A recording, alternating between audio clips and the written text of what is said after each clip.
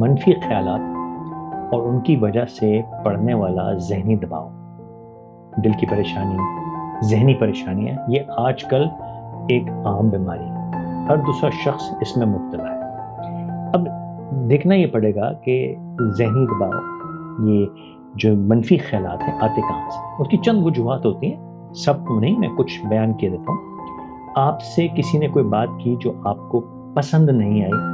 اس کا غصہ، آپ کوئی چیز چاہتے تھے کہ آپ کو ملے، نہ ملی، اس کی خواہش، کسی کے پاس آپ سے زیادہ ہے یا ایسی کوئی چیز ہے جو آپ چاہتے ہیں کہ آپ کے پاس ہو، اس کی حسد، ماضی میں کوئی ایسی بات ہو گئی جو آپ کو ابھی تک پریشان کیے دے رہی ہے، یعنی کہ ماضی کا غم، مستقبل میں کوئی ایسی چیز ہونے کی فکر جو ابھی تک ہوئی نہیں ہے لیکن ہو سکتی ہے۔ تو یہ غم، یہ فکر، یہ غصہ، یہ غرور، یہ انا، یہ تکبر، یہ جڑ ہیں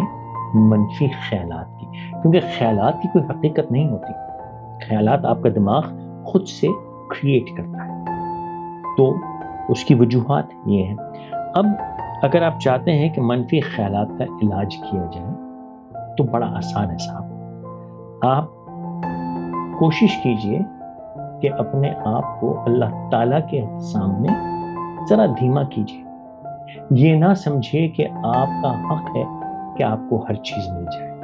ہر چیز آپ کی منشا کے مطابق نہیں ہو سکتی، اللہ تعالیٰ کی منشا کے مطابق ہوگا، اور آپ کو یہ توکل کرنا پڑے گا کہ اللہ تعالیٰ نے جو کچھ آپ کے لیے چنا اس میں اللہ تعالیٰ کی حکمت ہے، اور اللہ تعالیٰ کی حکمت کو آپ نے چیلنج نہیں کرنا، یہ کفر ہے، سخت گناہ ہے۔ تو ایک تو آپ نے یہ توکل کرنا ہے کہ اللہ تعالیٰ نے جو چنا۔ اب معاملہ انسانوں کا ہے تو بھائی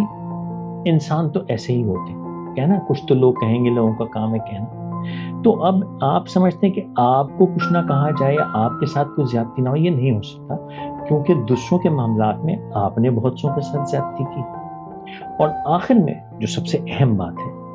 وہ ہے شکر گزاری۔ جب آپ یہ مان لیں گے کہ بھائی میں کوئی بہت بڑی توپ چیز نہیں ہوں اور ہر چیز میرا حق نہیں ہے، یعنی اپنے آپ کو ہمبل کریں، ہیوملٹی لائیں، اور جو سینس آف انٹائٹلمنٹ ہے اس کو قابو کیجئے،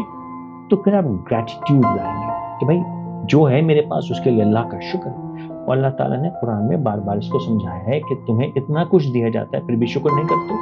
اور یہی بتایا کہ جو شکر گزار نہیں ہوتے ان کے لیے سخت عذاب، اور یہ بھی بتایا ہے کہ شیطان جب آپ کو بہکائے گا تو سب سے پہلے آپ کو ناشکرہ بنا دے گا۔ تو اپنی زندگی سے شیطان کی گرفت کو ڈھیلا کیجیے، شکر گزار بنیے،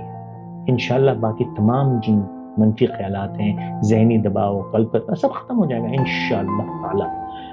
اپنے آپ کو اپنا ہر وقت، ہر لمحہ شکر میں گزاریں۔ اگر نماز پڑھتے ہیں تو یاد رکھیے جب الحمدللہ کرتے ہیں تو یقیناً وہ اللہ کی حمد ہے، اللہ کی تعریف ہے، لیکن اللہ کا شکر بھی ہے اسی کے اندر۔ تو جب آپ پڑھیں اس بات کو سمجھیں کہ آپ اللہ کا شکر، کس چیز کا شکر؟ بھائی یہ میرے پاس کیمرہ ہے جس میں بول رہا ہوں، شکر، میرے پاس انٹرنیٹ کنیکشن ہے، اس سے ویڈیو اپلوڈ کر رہا ہوں، شکر،